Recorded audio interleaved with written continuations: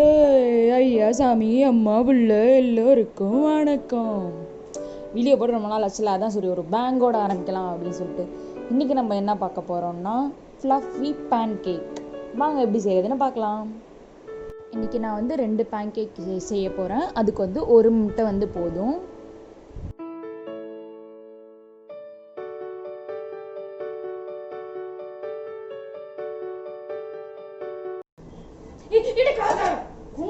அது உடஞ்சதுன்னா அவ்வளோதான், பண்ணவே முடியாது.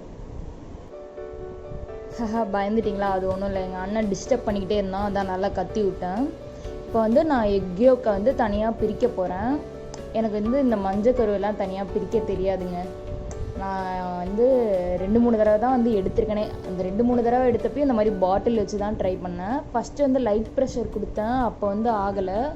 நல்லா அழுத்தி உள்ளே எடுத்தேன், அழகாக வந்து வந்துருச்சு. எக் யோக் பிரிக்க தெரியாதவங்களுக்குலாம் இந்த ஹேக் ஹைலி ரெக்கமெண்டட். இப்போ அந்த மஞ்சள் கருவில் வந்து 2 டேபிள் ஸ்பூன் மைதா சேர்த்துக்கிறேன். அப்புறம் 1 டேபிள் ஸ்பூன் பால் சேர்த்துக்கிறேன். அதை நல்லா கலக்கிக்கோங்க. ஆக்சுவலாக எனக்கு வந்து பால் பத்தலை, நான் மைதா நிறையா போட்டுட்டேன்னு நினைக்கிறேன். நான் கொஞ்சம் அழுத்தி போட்டனால நிறையா ஆயிடுச்சா என்னன்னு தெரியல. நீங்கள் போடுறப்ப ஃபஸ்ட்டு 1 ஸ்பூன் போட்டு பாருங்கள், அதுக்கப்புறம் சரியாக வரலன்னா கொஞ்சம் ஆட் பண்ணிக்கோங்க. அந்த மாதிரி கன்சிஸ்டன்சியில் வர மாதிரி பார்த்துக்கோங்க. என்னடா இவ பீட்ரு எடுக்கிறாளே, இது பண்ணுறதுக்கு பீட்ரு வேணுமானலாம் பார்க்காதீங்க, கையால் கூட அடித்து பண்ணலாம். இப்போ வந்து நம்ம எக் யோக்கை வந்து நுர வர வரைக்கும் அடிச்சுக்கலாம். நுர வந்ததுக்கப்புறமா 1.5 டேபிள் ஸ்பூன், அதாவது நான் வந்து இந்த ஸ்பூனில் 3 ஸ்பூன் போட்டிருக்கேன், டேபிள் ஸ்பூன் கணக்கில் பார்த்தா 1.5 டேபிள் ஸ்பூன் சர்க்கரை போட்டுக்கோங்க. போட்டு திரும்ப நல்லா அடிச்சுக்கோங்க. அப்படியே நல்லா திக்காக இருக்கணும். நம்ம பீட்டரை வந்து அந்த இதுலேருந்து எடுக்கிறப்ப அப்படியே மலை மாதிரி நிற்கணும், கீழே விழாமல்.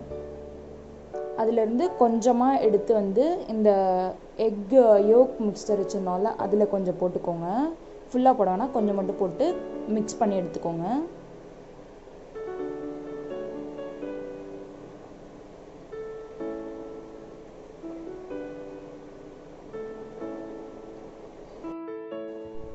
அதுக்கப்புறமா எடுத்து அந்த மிச்சம் இருக்கிற அந்த ஒயிட் க்ரீமில் போட்டுக்கோங்க. கண்டிப்பாக இந்த ஸ்டெப் வந்து மிஸ் பண்ணிடாதீங்க.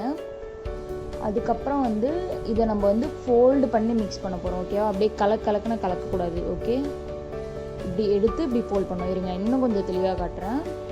இப்படி இருக்குன்னா இப்படி எடுத்து இப்படி ஃபோல்ட் பண்ணணும், அப்புறம் இப்படி எடுத்து இப்படி ஃபோல்ட் பண்ணணும். கிரைண்டருக்கு வந்து இந்த மாதிரி ஒரு ஸ்பேச்சுலா கொடுப்பாங்க, அதை தான் வந்து நான் யூஸ் பண்ணிக்கிட்டேன். இந்த மாதிரி வேறு ஏதாவது உங்கள்கிட்ட இருந்தால் கூட அது கூட யூஸ் பண்ணிக்கோங்க, அப்போ தான் ஏர் பபிள்ஸ்லாம் உடையாமல் இருக்கும்.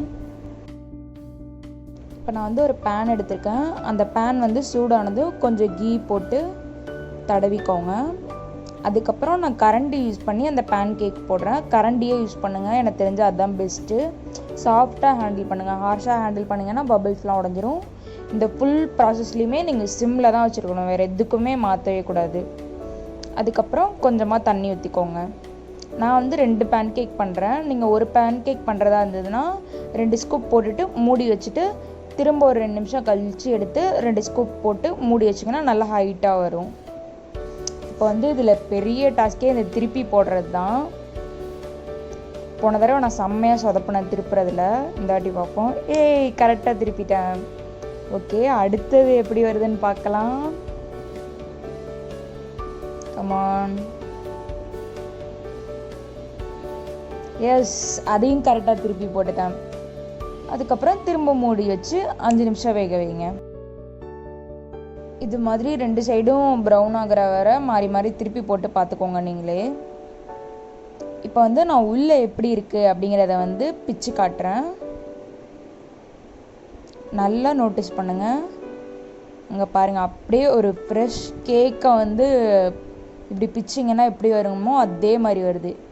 ஜிக்லி கேக்லாம் ட்ரை பண்ணியிருந்தீங்கன்னா தெரிஞ்சிருக்கும், இந்த மாதிரி தான் இருக்கும். பர்ஃபெக்டாக ஜிக்லி கேக் இப்படியே தான் இருக்கும், செம்ம சாஃப்டாக இருக்கும். யாராவது பர்த்டே கேக்லாம் ட்ரை பண்ணிங்கன்னா இது மாதிரி ட்ரை பண்ணுங்கள். குக்கர் கேக்கை விட இது ரொம்ப ஈஸி. ஓகே, அடுத்த வீடியோவில் பார்க்கலாம். Bye bye. Stay happy all.